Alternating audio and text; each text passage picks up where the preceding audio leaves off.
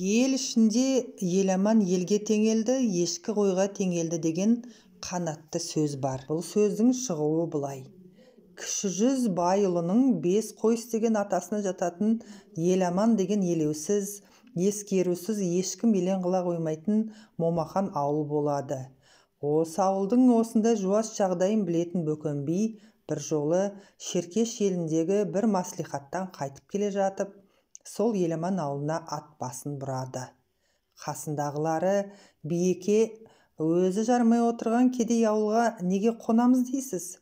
Жағдайыңыз болмайды ғой.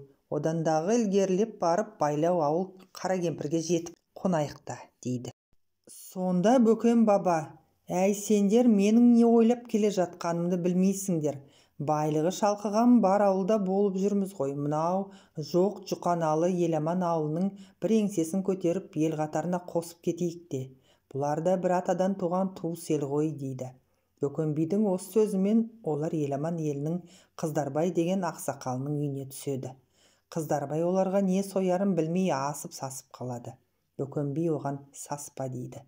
Қыздарбай ешкіден басқа соятын малдың реті болмай тұрғаны деп бар шынын айтады.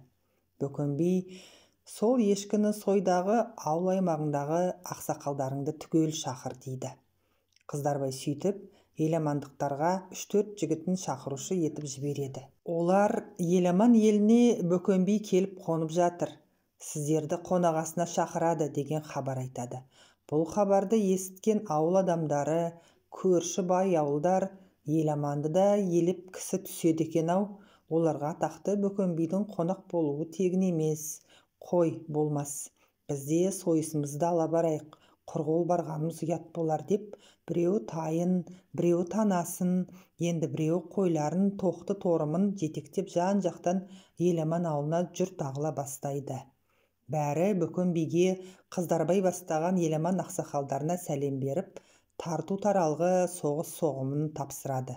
Бөкенбай тағы 2-3 күн жатып, еламан елінің шежіресінен әңгіме шертеді. Бұл елден шыққан игі жақсыларды, батырлар, ақын би шешендерді атап, елдің жаманы болмайды, әр елдің әруақты ардақтылары болған деп, олардың рухын көтере сөйлейді.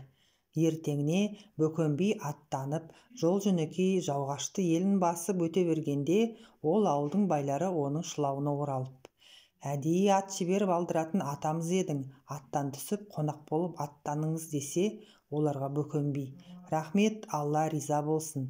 Мынау еламаннан қой етін жеп әбден кекіргіміз азып келе жатыр. Еламан да кісі күтетін берекелі ел екен". 3 күндей тік тұрып кетті. Еламан елге теңелді, ешкі қойға теңелді деп ілгері жүре беріпті. Бөкен бабаның осы қанатты сөзін Қыздарбай ақсақал үнемі айтып, ұрпақтан ұрпаққа таратыпты, дейді.